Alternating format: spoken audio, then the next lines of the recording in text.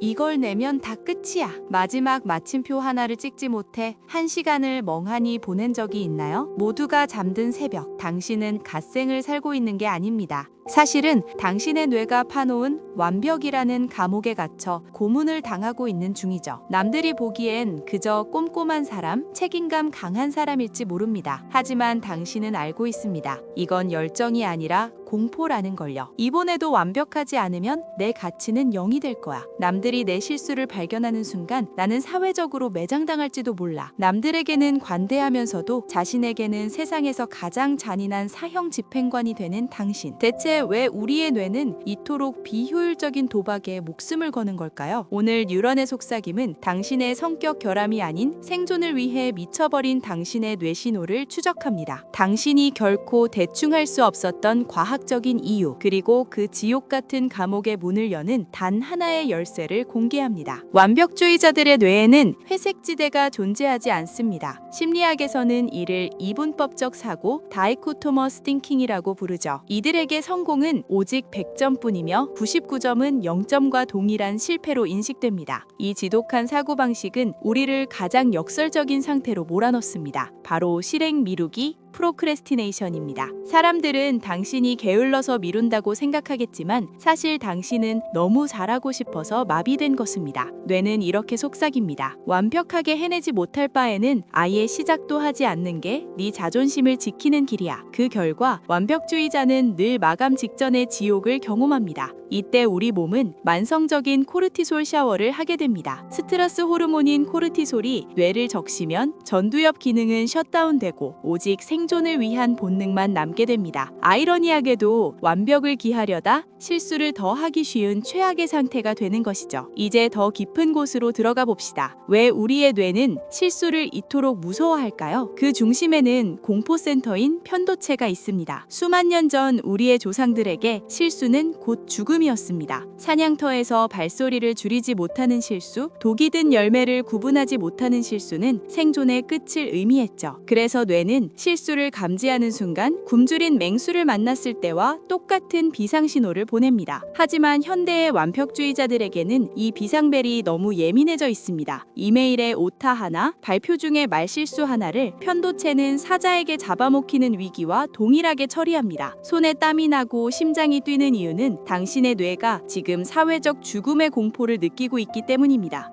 여기에 전댕상 피질이라는 부위가 불을 지핍니다. 이곳은 뇌의 오류 감지기입니다. 완벽주의자의 뇌를 MRI로 보면 이 ACC가 일반인보다 훨씬 더 격렬하게 진동합니다. 당신의 머릿속에는 24시간 내내 당신의 일거수일투를 감시하며 틀렸어, 부족해, 다시 해 라고 소리치는 깐깐한 감시관이 살고 있는 셈입니다. 더 절망적인 부분은 완벽주의자의 뇌는 기쁨을 느끼는 법조차 잊어버린다는 것입니다. 보통 사람은 목표를 이루면 뇌에서 도파민이 분비되어 성취감을 느낍니다. 하지만 완벽주의자에게 성공은 기쁨이 아니라 그저 안도감일 뿐입니다. 휴, 이번에도 들키지 않고 잘 넘겼네? 이것은 성취가 아니라 도망입니다. 칭찬을 들어도 운이 좋았을 뿐이야. 다음엔 이만큼 못할 텐데 어쩌지? 라며 즉시 새로운 안불안 속으로 자신을 던집니다. 도파민 회로가 기쁨을 위해 작동하는 것이 아니라 오직 실수를 피했다는 안심을 확인하는 용도로만 소모되는 것이죠. 당신이 아무리 높은 자리에 올라가도 늘 공허하고 불안한 이유가 바로 여기에 있습니다.